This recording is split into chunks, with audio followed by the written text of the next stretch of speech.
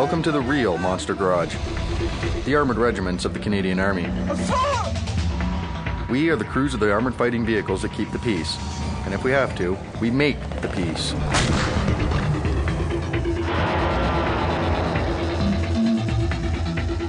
I'm Corporal Wayne Timperley. I'm from Sarnia, Ontario. I'm a member of A Squadron, Royal Canadian Dragoons, based at CFB Petawawa, Ontario, member of 2 Canadian Mechanized Brigade Group.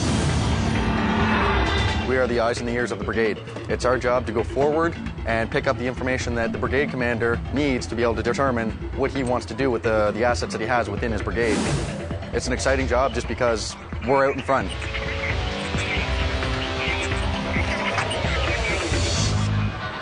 After I finished high school, I really had no clue what I wanted to do.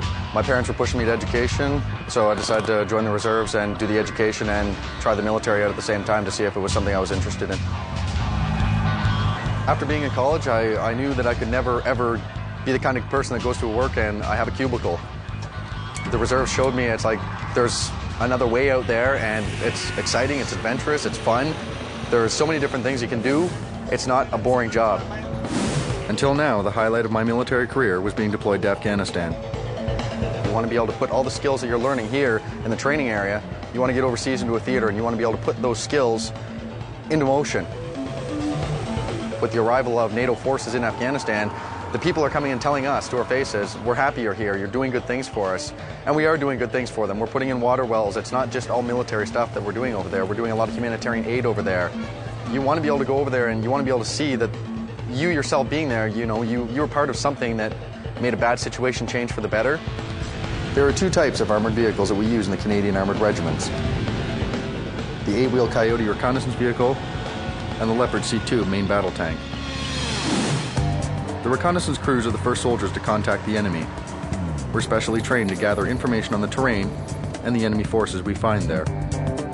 It is a game of cat and mouse. We go out, we'll set the gear up, and hopefully we can do it undetected. One way or another, we will get the information, whether it's without the vehicle, a pair of binos, a map, and a little radio. We'll go out and get the information. This is my ride, the Coyote. 15 tons of solid steel tricked out with some of the latest in laser rangefinders, thermal gun sights, radar tracking, and GPS. Once the reconnaissance crews find the enemy, then the tankers get to destroy them. There's nothing more impressive than a squadron of Leopard battle tanks on the move across country, firing up hard targets. I'm a gunner, and every opportunity that you get to shoot, that's the fun part right there, is being out on the range and busting some caps on these things.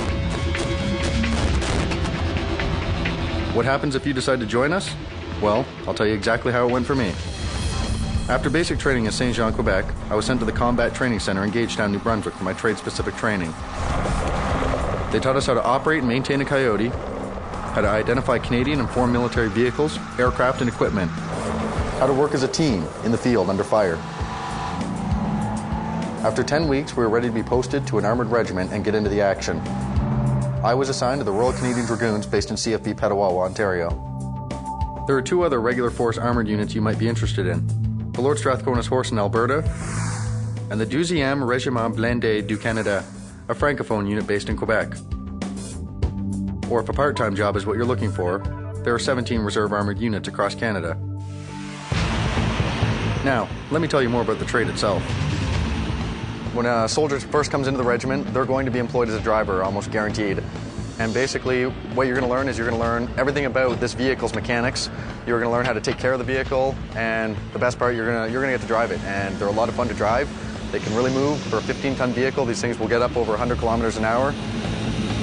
After you've done that for usually about a year, maybe a year and a half, you'll get another course, and the course will most likely be the surveillance operator's course.